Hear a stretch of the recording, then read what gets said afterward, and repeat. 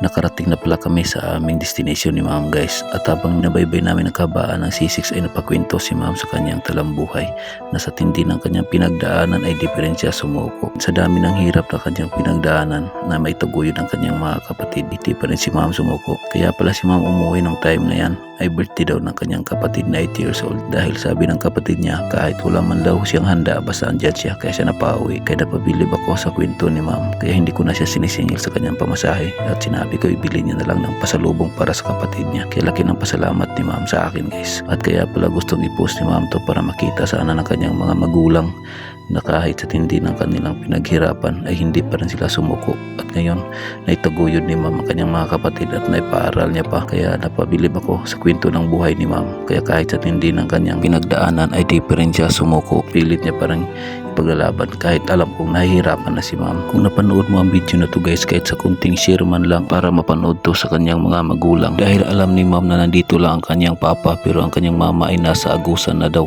Kaya yun ang gusto niya at makapanood nila ito. Malaking tulong na po guys ang pag-share nyo sa video na to para matulungan po natin si ma'am guys.